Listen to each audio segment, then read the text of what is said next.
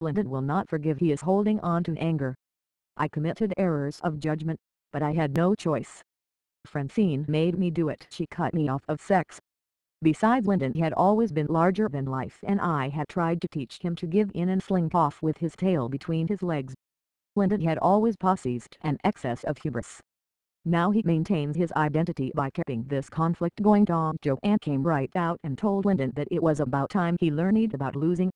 The way we started this after trashing him to the relatives was to go after his property. Property meant a good deal to Lyndon. He wasn't cool and neither was Betty, so we, put that Betty onto him. Betty told Lyndon that the entire family was behind her. "We are taking you down," she told him. "It is fait accompli." Lyndon would be disinherited and he would lose all of his assets to lawyer fees unless he started a major business with Betty in charge as the operator. Francine and I lived in a communal house in Carysdale.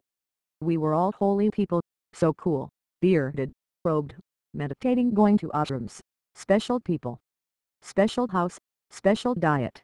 We were cool. Lyndon was not.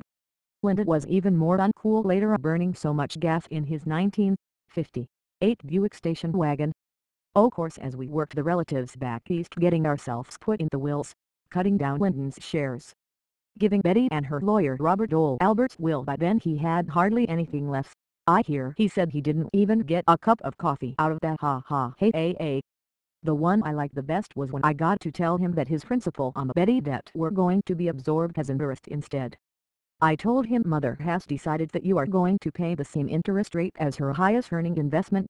Lyndon thinks that it was a criminal act to turn principal payments into interest payments, but he always thinks the sort of thing as criminal. I just blew my mind when I got to tell him he was going to make payments,